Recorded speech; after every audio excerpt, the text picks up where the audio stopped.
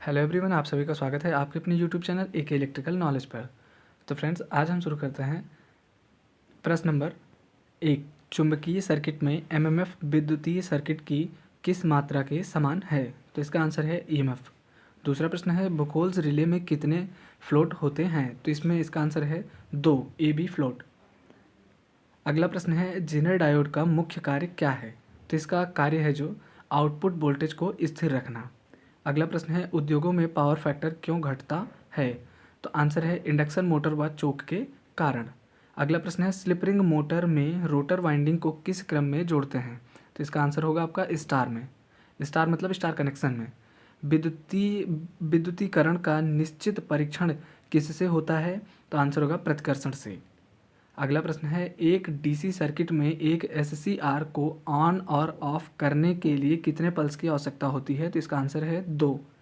विरोधी विद्युत वाहक बल किसका विरोध करता है? तो इसका आंसर है आरोपित विद्युत वाहक बल का।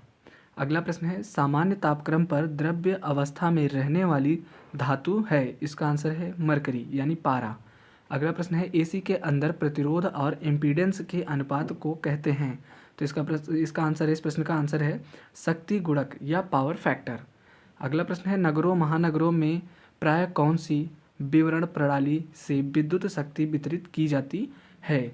आंसर होगा रिंग विद्युत प्रणाली। अगला प्रश्न है कार्बन ब्रशों की आकृति कैसी होती है? तो इसका आंसर है आयताकार या चौकोर चौकोर बोलते हैं इसको, तथा ब्रशों का रंग रंगहीन होता है। तो यहाँ पर थोड़ा सा मिसप्रिंट है, जो चौकार लिखा हुआ है वो चौकोर होगा। अगला प्रश्न है सिलेंड्रिकल पोल टाइप रोटर में स्पीड होती है? ये ब्रैकेट में अंदर लिखा हुआ है स्टीम से चलने वाले अल्टरनेटर के बारे में ये पूछ रहा है, तो इसका आंसर है अधिक। तो कैपेसिटर किसका बना होता है? अगला प्रश्न है आंसर इसका है टिन व एल्युमिनियम का। प्रश्न नंबर अगला देखेंगे तो सिंक्रोनस मोटर में हंटिंग दोष क्यों होता है? तो इसका आंसर है अचानक लोड पड़ने पर मोटर की गति तक की जगह हिलती है। अगला प्रश्न है जब स्टार के द्वारा वोल्टेज 58% मिलते हैं तो करंट कितना प्राप्त होता है? तो आंसर इसका होगा 1/3।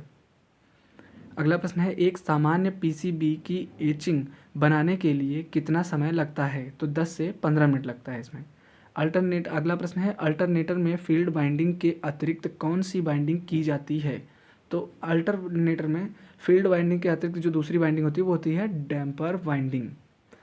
अगला प्रश्न देखते हैं एक एवोमीटर से 7 वोल्ट नापनी है तो आप लोड को किस पॉइंट पर लगाएंगे?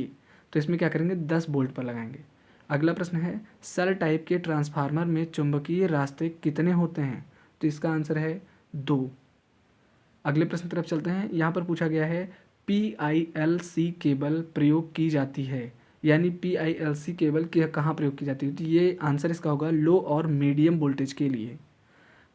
आज का अगला प्रश्न है इस वीडियो के अंतिम प्रश्न जो है इसमें पूछा गया है जब हम इलेक्ट्रोप्लेटिंग करते हैं तो हमें किस सप्लाई की आवश्यकता पड़ती है?